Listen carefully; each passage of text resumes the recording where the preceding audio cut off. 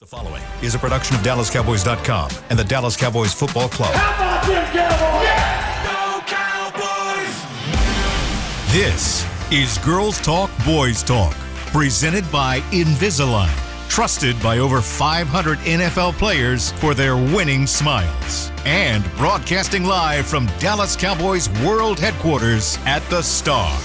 Now your host, Nicole Hutchison. Welcome into Girls Talk, Boys Talk, presented by Invisalign in the SWBC studio. I'm Nicole Hutchison alongside Brianna Aldridge, Aisha Morrison. Ladies, good morning. What's poppin'? How y'all doing? Morning. Good morning. Good morning. We Okay, gotta let's sound try to- excited or she's gonna. I was like, why do you? We need to find it. What are you going? You know what I'm gonna do. No. We need to find it. On my ears. No, I'm not gonna do it. It's fine. You gonna put the headphones closer to Like, what did that do? I don't know. That didn't do anything. It tired. You tried it. Yeah, I don't know. Alright. I don't know what happened. I'm not gonna do it. It's fine. How y'all doing? Oh, We're good. hey everybody. Getting into football. Yeah. Oh, I have Thank my you, cup. Paul. I don't have it in me, but it's fine. That's why we have this drop for us. But ladies, we're gonna get straight to it. NFC East talks. The Cowboys right now in 11th place, of course, in the hunt Whew. for a playoff spot. The Philadelphia Eagles, She's gonna do. number one. She is. She needs to be locked up. It's fine. Philadelphia Eagles, they need to be locked up, but it's fine. They can't.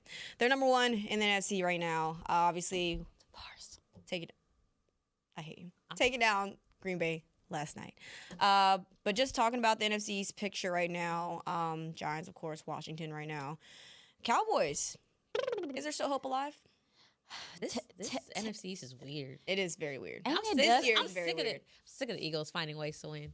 Last night I fell asleep at halftime, by the way, because it wasn't enough happening on the field. And I woke up and I said, "Oh, that's the final score." It's crazy. I didn't miss much. It didn't look like. Yeah, there's the least amount of points since like 2007. And it was against the Cowboys when they won 10-6. Sorry. They 7-2. It's very confusing. But when you talk about the NFC East, you said, do the Cowboys have a what? What'd you say? Is there still hope? A, Are you saying there's a chance? there's a sliver. Now, if the Cowboys would have won the Carolina game, Bears game, then we would be having a whole different conversation. We wouldn't be like, oh, is there a chance? We'd be like, oh, there's more of a chance. Like, they need to win some games. But since they dropped those games, they would essentially have to, almost win out, maybe get some breaks or whatever the case may be. But it's very frustrating, to your point, Nicole, when you watch Philly. the Eagles. We're When gonna you call it, watch, yep. When you watch the Eagles, there was a lot of green on the screen.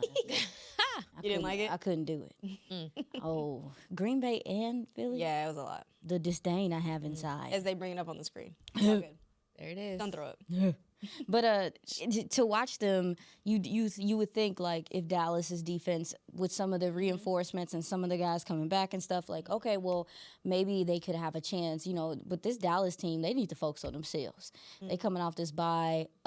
There are some things, like, we're trying to see improvement from the defense, but you're also looking for this offense to kind of get back going. The last couple weeks prior to the bye, we saw them really struggle to continue that kind of surge they were on. So for me, I'm like, we need to worry about ourselves.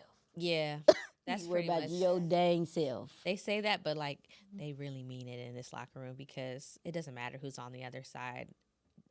Couple surprises, losses, disappointments, if you will, that they should have put away. And I think at the beginning of the season, we do what we always do. You look at the schedule. Oh, Cowboys got that one for sure, that one, and you just cannot do that this season with this team. Because You can't do they're it on anywhere. an emotional. That's fair. Is that That's fair? Like fair. we Because saw. what are the Panthers doing? They confuse me every week. And on Sunday, I mean, and then you look across, like, even across the NFL, you look at the AFC, you look at the Patriots that are starting to seem like they're figuring things out again.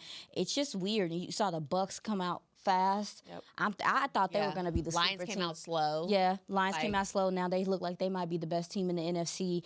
The Packers, everybody was like, oh, they just Who ready was for Michael talking about Parsons. the They're going Colts to be insane. this season? Nobody, but let women run the show and see what happens. You hear me? Yeah. It's just crazy Yeah. across the league. But the Cowboys, 8 games left to figure things out, Ooh. and you got to really start stacking the wins. I think that was the hit to the loss to the Cardinals before the bye week, because now you're like Brian Schottenheimer is sitting there like, yeah, we made this a lot harder for ourselves coming Yeah. back, and that's fact. Yeah. And then you got four games within 18 days. Like, it's coming and they're stacking. And then you look at the schedule, like past the Raiders. And I'm not even going into Monday night primetime again thinking that they're going to beat a team with 2 wins like I did last week or 2 weeks ago. Not doing it again. Leave the past in the past. Listen, Don't be like that. Don't do no. Leave that Because it over just there. depends who shows up. And I think a lot of it, too, what the Cowboys have gotten away from a little bit is their balanced offense. I will say the run game started off so strong, and it took a little dip, if you will. And I think a lot of it has to do, they're trying to figure out who is that running back to. I just talked about 4 games, 18 days. You can't ask Javonte Williams to do what he's been doing. And since Miles Sanders went out, I don't think they've found out who can really be reliable in that spot. And I'm about sick of them with letting go Malik Davis and then bringing him back and like Y'all just be playing with him. stop playing with him.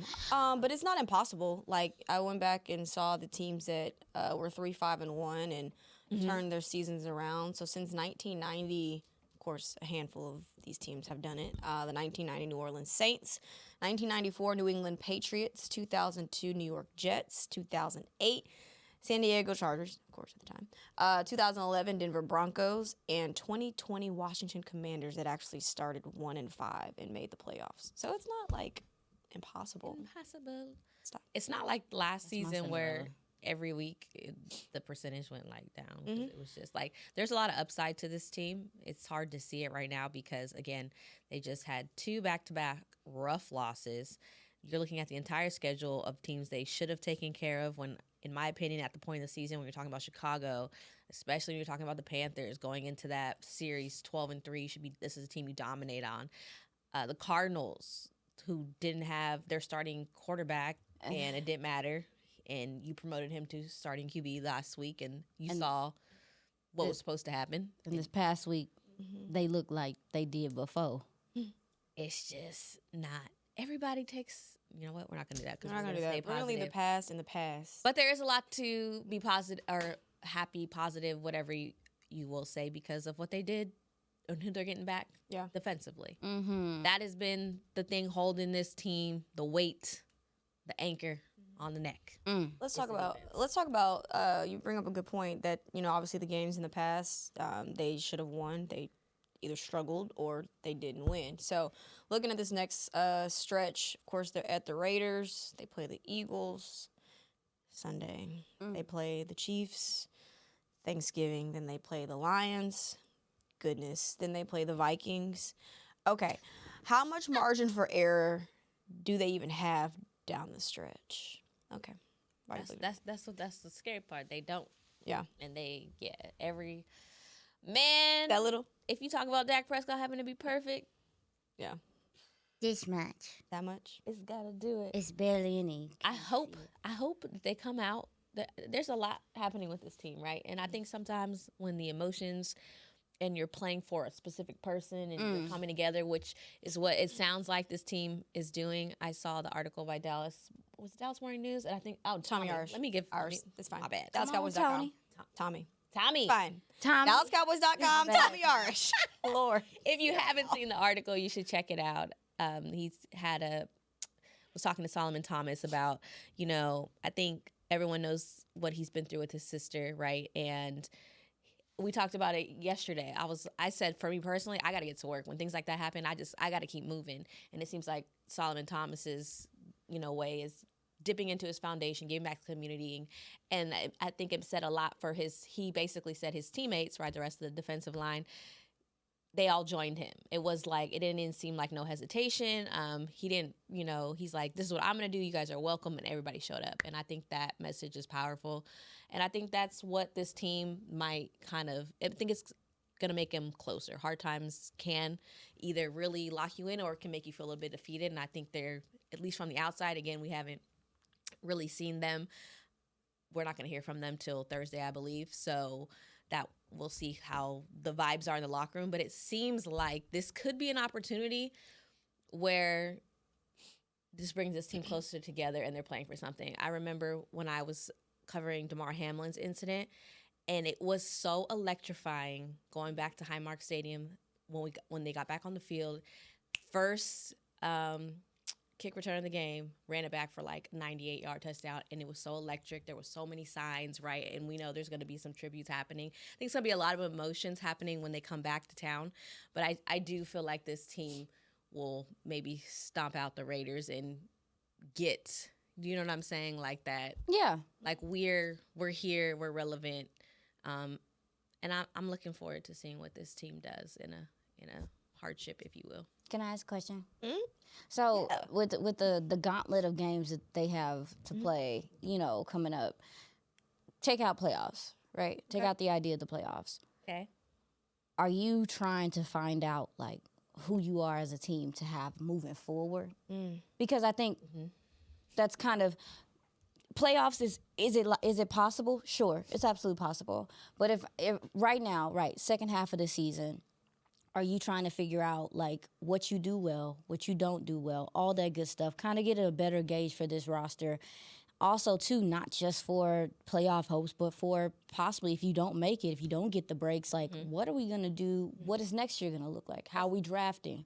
What is? Yeah. I feel like this is a big evaluation period for this team. That's a good point. I would say it's kind of a mix of both because we hadn't seen the front office attack the NFL trade deadline like they just did with pieces bring in that can make an immediate impact, like a Quentin Williams, of course.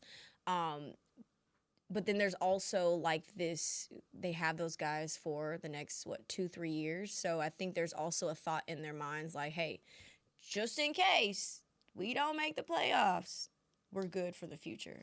And because are you one or two pieces away from being a playoff team? I don't know. But I think that as of right now, they've built or somewhat like kind of filled those missing pieces in terms of helping stop the run, right? Now we got to fix coverage, but I think that they've done the necessary things to kind of fix piece by piece, but I mean, just to build upon. Like you got Quentin Williams in the middle. You signed Osa. I know a guy like Solomon Thomas is happy for a gentleman like Quentin Williams. And then you get Logan Wilson. You get into Marion Overshown back. We'll get to see what Savon Ravel looks like. Like quiet as kept. Kalen Carson came out last week. Played a pretty solid game. Very quietly played a pretty solid game in watching the film. That's what I'm saying is like I'm trying to figure out if I'm gonna watch the rest of the season in the mindset of course I won't play out, of course you won't play out. But nice. But let's build upon something. Let's have something solid coming at the end of the season, being like, this offense is legit. I felt like some of the offensive line issues they had is more also too because guys are coming back. They got a mesh now. You had Brock and those guys out there. They've been playing together for a while. There was some continuity. I think that some of these gentlemen on the offensive line coming back need some time to kind of mesh with the other gentlemen. So I feel like you got to figure out what you are and to define an identity on that side of the ball. I feel like they run the ball, play off the run, all that stuff, big plays down the field, whatever. But also, too, like let's establish what you are on the offensive side of the ball. And the defensively, what are you now with Quentin Williams in the middle, Logan Wilson, getting some of these guys back? So I feel like I'm taking on this second half of the season in more of an evaluation thing so I can know, all right, next year you got something. You can really hit the ground next year and be like, hey, we like to run the ball. We can make big plays. Our defense is going to, maybe we'll see them get more turnovers. Maybe we'll see them get better at the run. But, let's find something to hang our hat on going into next season because last year you didn't have nothing to hang your hat on. Year before that, you barely had anything to hang your hat on. You need something to be like, let's build upon this for the next year and really, start to nourish that. Does it make sense? Yeah. I feel like this is a table where we kind of are more rational than what I hear. I don't watch all the other shows. So I would have to, I think for us, it makes sense. But you have to think about what lens you're looking at. When we're talking about the front office lens, the Jerry Jones lens, who keeps talking about, he knows what his age is. He wants to see his legacy end on something positive. He's made that very clear, especially more in his latest interviews. And if you really listen to the words, this man is trying to win now. So I would only disagree with that point because the moves that they've made, yes, it's positive because it's not like a 1-year deal with Quinn Williams, right? He's secured for a couple more years. But I will say this is something that the Cowboys could have done in the offseason. They could have seen what's kind of shaping up in the draft. This team, the people running this, they want to win right now. They're trying to sell to a fan base they want right now. Again, through our lens, let's see what happens. But through that lens, I think the moves that they've made, bringing in a Logan Wilson, they see they need help with linebacker right now. If they want to be strong and make it to the postseason, they have to win right now. And that's what they did in the linebacker room. That's pretty much, obviously we haven't seen him on the field yet with this team. I understand that he wasn't a starter where he came from, which is another struggling defense. But it's an upgrade regardless. From what was happening in the linebacker room specifically. Like you mentioned, the interior just got a hell of a lot stronger with Quinn Williams, right? You've seen what Pickens and CD are able to do. We don't know. I know what's very scary. We don't know if Pickens is going to be here next season. Don't say that. Say We don't that out know loud. if Vontae Williams already. is going to be Don't here next say season. The door. That's what we're looking at. This is the team who wants to win right now. But that's my point, is that this is the time to figure it out. Like, I mean, I think Pickens has shown They you. is trying to figure it out. That's what I'm saying. But yeah, no, I agree No, 100%. 100% with what you're saying. So what? But how? Like somebody, Matt Owen, Professor O. I need somebody to run the numbers for the the playoffs hopes. What they 7% right now. What do they need to do to get into the playoffs? Because believe me, like you just said, if that's the case, they know. The coaches know what they need to do. I feel like you're gonna see the shift. Like, let them drop 2 more games in a row. Then we start to see them. I feel like more for the future, if that makes sense. But right now, like, I feel like that's why I feel like they're gonna go to Vegas and they're gonna explode. I feel like And the sad part is the way that the Vegas. I was snooping. I was being nosy. they're very depressed. The way the Vegas fans is moving, Here we they go. might not even come. We got the numbers right here, actually. I believe the Cowboys Raiders will fans have are to in have, denial. they'll have to reach 9 wins to get to the playoffs. How many they got right now? 3. 1, 2, 3. 4, 5, 6. And then how many games is left? Los Cowboys 8. need So they need 6 6. más. They need 6 wins. 6. Allegedly. So what's the 2 losses you see on the schedule? Let me see. Where's the schedule at? What's the 2 losses? Philly and the Chiefs. The 2 more losses? You don't not the Lions? Yeah, That too. The Lions. I think they So I got a say better 3. chance to beat the Chiefs Philly. the Chiefs are weird Crazy. this season. They're very much beatable, I will say. And the Eagles just put up 10 points last night. I would say Philly is McBeatable.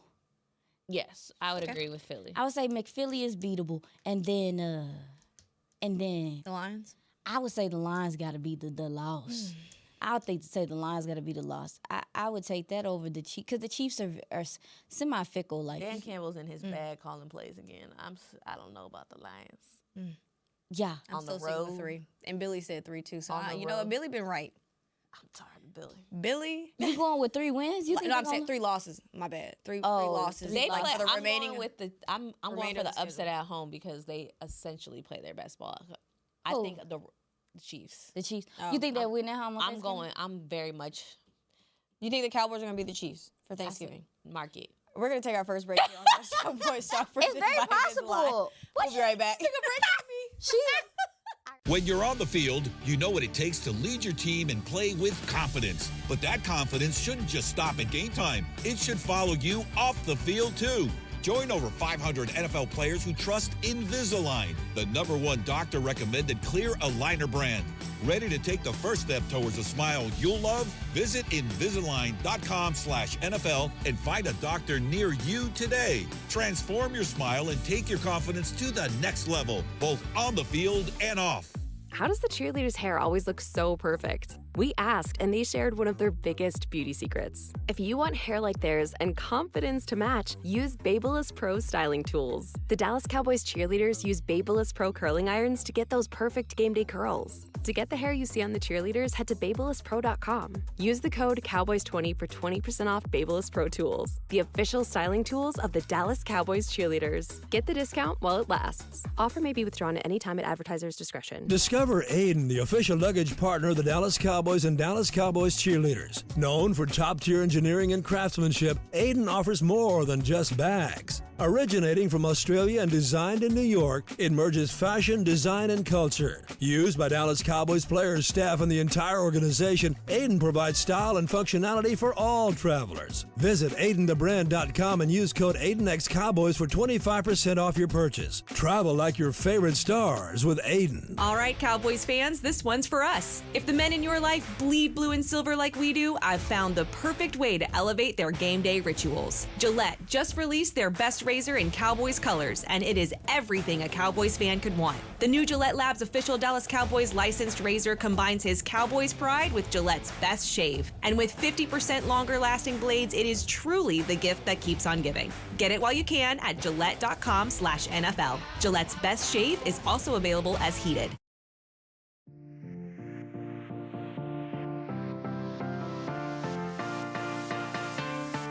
Celebrate the season at Cowboys Christmas Extravaganza, powered by Reliant at the Star in Frisco.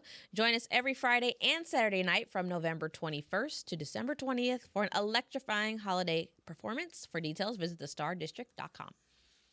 Welcome back into Girls Talk, Boys Talk, presented by Invisalign. Nicole Hutchison, Brianna Aldridge, and Aisha Morrison. And I'm sorry I did have to take you a break. That was great. We need it a little louder, though. Paul, it's all right. It's fine. We couldn't hear it. One more time. Nope, couldn't hear it. A little bit louder. That's crazy. That's real crazy. I heard him fine. And I didn't hear it. One more time. One more time. Wake up! That's fine. It works, too. It's all good. Anyways, it's fine. Yeah, we'll figure it out later. So, yeah, Bria, I had to take a little break on you. I'm sorry. You really think the Cowboys can beat the Chiefs? I hope they do. Y'all not, it's Thanksgiving. And it's going to be lit in here. Okay. Okay? Yeah. Y'all not going to do this to me. Okay. I can be hopeful. That's fine. You know what? You're turning over a new leaf. I love that. I really do love that. You know what? I didn't even realize that. Look at you. Where's you? This is growth. We appreciate it. All right, Cowboys got the Raiders week 11 Monday. Oh Lord. 2-7 Raiders team. Cowboys 3-5-1. Let's stick with this Raiders offense, who is struggling. 29th in offensive yards, 27th in passing yards per game, 27th in offensive yards per play, 31st in points per game, 24th passing yards per attempt, 30th in offensive yards per game, and it just keeps going down and down from there. It's not good at all. 29th in rushing yards, 29th in rushing yards per game, 30th in rushing yards per play. I'm sorry, I just had to do it. But, I mean, that's a good thing for this defense, who ranks statistically near the bottom in the NFL, right? Yeah. It's a lot going on over there. Yeah. There's a lot going on over there. There's a lot of questions. It's a lot of questioning the coaching staff. Their offensive line is befuddling. They firing coaches in season. Got interim coaches as their new special teams coordinator because the special teams has been so poor. Geno Smith is dealing with a quad injury. He's playing through it. People are calling for Kenny Pickett. Don't know why you would do that, but that's how bad it is there. Fielding a lot of rookies. Y'all, I'm telling you, they fans is ticked off. I was creeping earlier today, and I was like, y'all want the whole staff fired? The whole staff?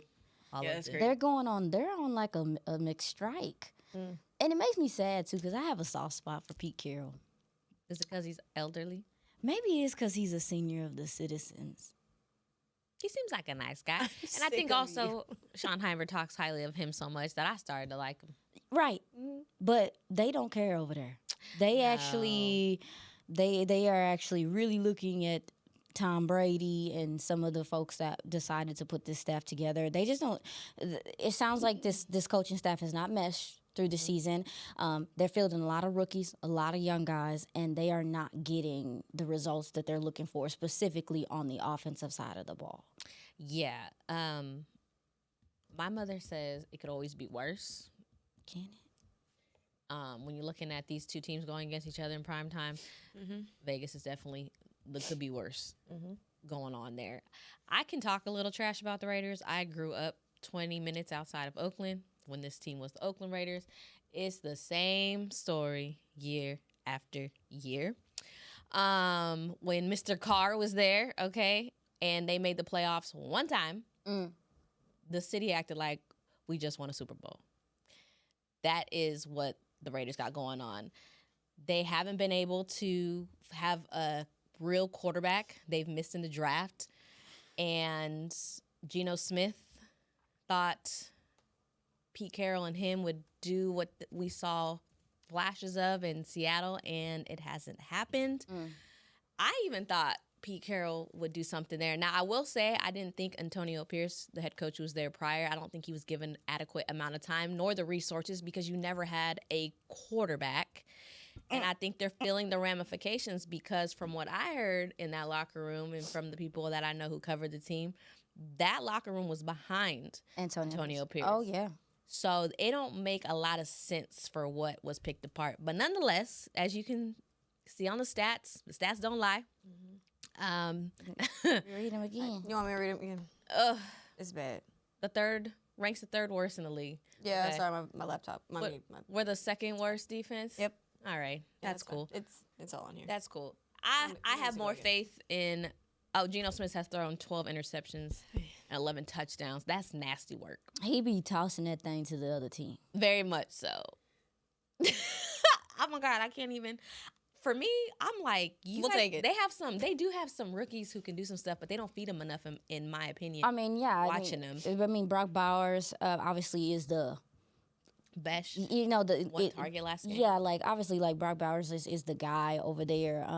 They brought in Tyler Lockett, you know, this offseason. Despite the fact that he's a little bit older, I still think that he's a really good route runner. He's very good in the scramble drill. They're just not seeing. And then also too, Dante Thornton Jr., their rookies, dealing with some drops. It's just offensively.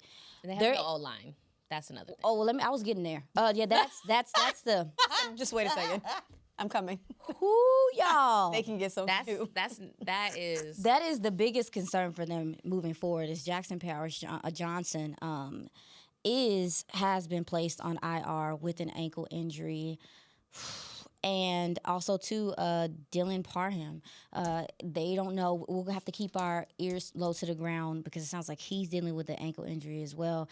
And if they have to your point, Bree, they have not drafted well on that offensive line. They picked guys, and they have not. Either they haven't developed them, which is a whole nother conversation because we're not just going to put it on the player all the time. Yeah. Or, you know, the lack of the coaching and things like that. And this offensive line, y'all.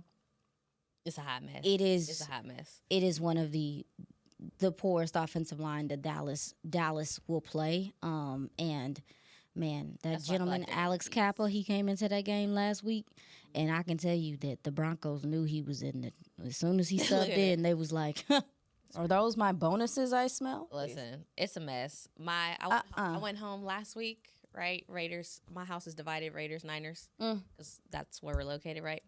Somebody looked at me in my eye and said, "The Raiders could be a good team this year if they had a quarterback and offensive line." I said, "That's half the team." That's so much. Y'all know what's funny though?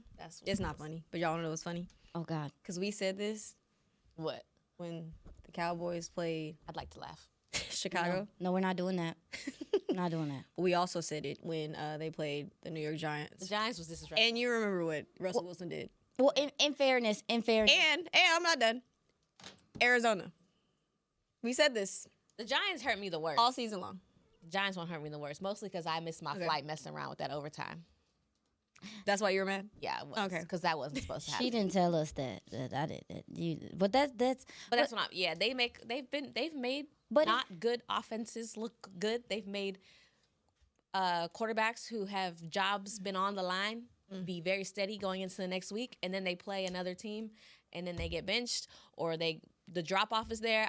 We shared the actual quote, or not quote, statistic a couple weeks ago from Todd Archer. I don't have it in front of me, but it was very eye opening that when he pulled out the numbers of how exactly much drop off these offenses have the week after they basically beat the Cowboys. Yeah. Well, I mean, in fairness, I will say that I do think that the defensive line has taken a step. Absolutely. And what I mean by that, obviously, you got Quinn Williams, so that's huge. That'll be exciting. Kenny Clark, like that interior, I think has a better rotation of guys. But Jadeveon Clowney probably had his best game of the year, especially Very in much stopping so. the run. I mean, he read the run That's fair. phenomenally against the Cardinals, and I think that was a little bit of the know-how coming out over the like physical ability. You know, people talk about that he's older and things like that, but it was like he was a tick ahead because he was reading the run so well. And then obviously Donovan Izaraku, we see him ascending. So I think your edge play is the Cowboys made a decision the other week. They said, these are going to be our starters. We're not going to keep doing all these rotations. We're going to be our starters. And the edge play did seem better last week with those two guys. Let me ask you something. So, obviously, they were talking about playing more five-man front, right? But now that you've seen the edge play improve with Ezzy and Jadeveon Clowney, and you have a piece like Quinnen Williams, do you feel like now this scheme can finally come to fruition with that attack front with four guys? Yeah, because you got a big dog. Because that's the thing about Kenny Clark. We got a guy. Yeah, that's the thing about Kenny Clark is like coming in. I think unfortunately everyone was so excited about Kenny Clark being like the run stuffer guy, but really Kenny Clark has some three techie get up field type vibe. His body type is not necessarily like I'm a ham and I'm just going to eat up space. So I think with that in mind, I think you've seen that. You've seen that in games. You've seen him not be able to get off double teams and stuff like that. Quentin Williams honors a double team. Like you got to double team him, and I think that's gonna open up matchups for other guys. Some of the stunts and stuff that Dallas has been trying to run haven't been as effective because those guys taking on double teams, the Osas, and those guys are not warranting them regularly enough. So it's just some miscommunications and stuff. So for me, I'm like, yeah, girl, I think that you'll be able to do more with him in the middle. And then that rotation in the middle being kind of versatile as opposed to those guys having to play extended snaps and they're undersized. But also, Quinnen Williams is an every down guy. Yeah. You know, and so if you're playing that four-man front, that's obviously two edges, so Ezzy, whoever the hell they have out there. And if you have Kenny Clark playing more three-tech stuff, who kind of gets those snaps taken away from them? Because, I mean, that's obviously your Osa and your Solomon. You know what I'm saying? Yeah. So like who would get, because who would get more stuff? Y'all understand what I'm saying? Who's been better against the run? Yeah, who would be better against But I the feel run, like it's a pretty good much. problem to have, and that's the exciting part. Before, we kind of had to, I don't want to say settle, that's not a great word, but I think it's similar to the excitement when Kenny Clark came. It was like we were kind of forcing Solomon Thomas into a certain role, and then you were looking at Osa and then it was like Christmas came, and then right, and then now I think you saw Solomon Thomas become more effective because what Kenny Clark was able to come in there and do and hold him against Osa, and I think the same thing is about to happen. You just took another step up, and now you have more options. Yes. So I think you're looking at Matt Eberflus too from the front office standpoint. Like, okay, listen. He's probably in there like, dog, I ain't got the personnel. This isn't this isn't the personnel that I came thinking I was going to have. They got the guy, and they got a piece who should help what's happening on that second level as well. When I'm talking about Logan Wilson and directing the traffic, which is something that they haven't really had with Sam Bourne being out as long as he had. Yes, we know that he wasn't doing what he needed to do, but he was directing traffic better than what a Kenneth Murray has been able to do. So I think this is going to put a little more pressure on Eberflus as well, because people, just like the Raiders are calling for some people's jobs, I think that's what's been happening here because it's like, all right, now what? And I guess it's a rotation-based defense. I guess they really don't. Well, you need. they've been in and out. Like I mean, crazy. honestly, the good teams have a good rotation at defensive tackle. Have multiple guys that they can throw at you, and also too, like you said, Quentin Williams is a every down guy, but those other gentlemen around him, it should not. Most of these big humans don't be having crazy motors all the time. They need breathers. They need also too. There's certain packages that work better against other guys. So I do think you're getting some more options. Like you said, Breeze. You're getting more options on the interior. I think your edge play has gotten better since you decided, like, hey, no, these are going to be our starters. These linebackers got to come on with it. And what's happening at safety? On that note, we're going to take our second break here on Girls Talk Boys Talk, presented by Invisalign. We'll be right back. When you're on the field, you know what it takes to lead your team and play with confidence. But that confidence shouldn't just stop at game time. It should follow you off the field, too. Join over 500 NFL players who trust Invisalign, the #1 doctor-recommended clear aligner brand. Ready to take the first step towards a smile you'll love? Visit Invisalign.com/NFL and find a doctor near you today. Transform your smile and take your confidence to the next level, both on the field and off. How does the cheerleader's hair always look so perfect? We asked, and they shared one of their biggest beauty secrets. If you want hair like theirs and confidence to match, use Babyliss Pro styling tools. The Dallas Cowboys cheerleaders use Babyliss Pro curling irons to get those perfect game day curls. To get the hair you see on the cheerleaders, head to BabylissPro.com. Use the code Cowboys20 for 20% off Babyliss Pro tools, the official styling tools of the Dallas Cowboys cheerleaders. Get the discount while it lasts. Offer may be withdrawn at any time at advertiser's discretion. Discover Aiden, the official luggage partner of the Dallas Cowboys and Dallas Cowboys cheerleaders. Known for top-tier engineering and craftsmanship, Aiden offers more than just bags. Originating from Australia and designed in New York, it merges fashion, design, and culture. Used by Dallas Cowboys players, staff, and the entire organization, Aiden provides style and functionality for all travelers. Visit AidenTheBrand.com and use code AidenXCowboys for 25% off your purchase. Travel like your favorite stars with Aiden. All right, Cowboys fans, this one's for us. If the men in your life bleed blue and silver like we do, I've found the perfect way to elevate their game day rituals. Gillette just released their best razor in Cowboys colors, and it is everything a Cowboys fan could want. The new Gillette Labs official Dallas Cowboys licensed razor combines his Cowboys pride with Gillette's best shave. And with 50% longer lasting blades, it is truly the gift that keeps on giving. Get it while you can at Gillette.com/NFL. Gillette's best shave is also available as heated.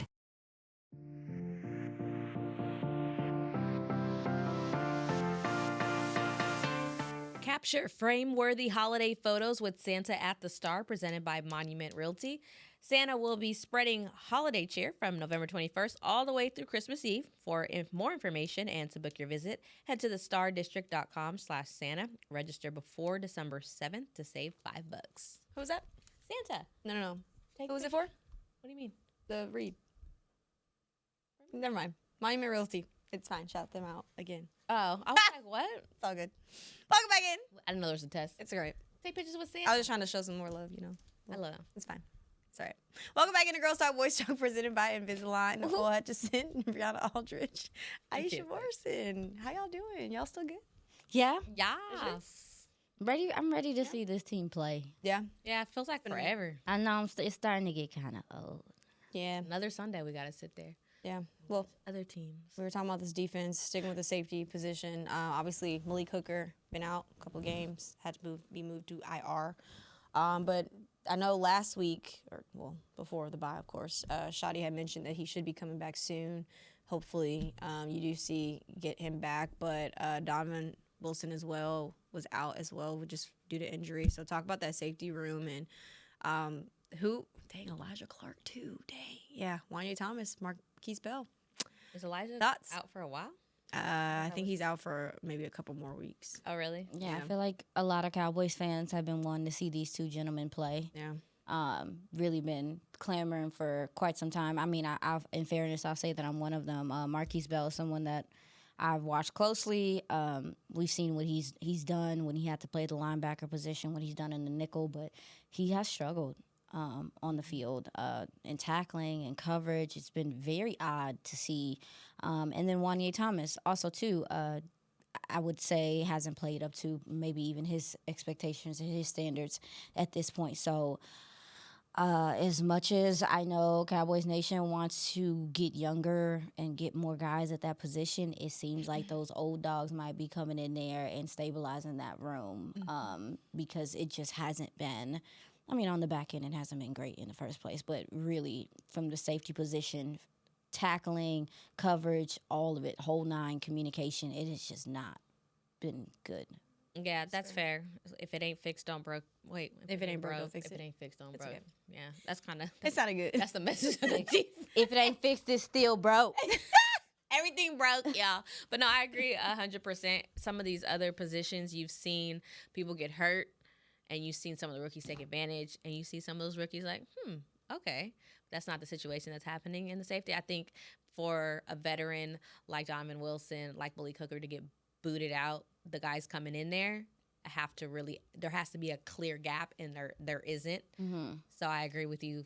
Health-wise, if the eldest of the safeties are available, those are who we're going to see on the field, because I do feel like, at least, again, when you're talking about that level on the defense, directing traffic, that's who's been the strongest. Maybe reading incorrectly, however, not getting there, some missed tackles, yes, but when it comes to communicating and where they're supposed to be, because I do remember talking or asking Schottenheimer after one of the games, like, where there was a lot of miscommunication there on the back end, which it's been there a while. I was like, hey, you have this many explosive plays, and he's just like, honestly, I called something.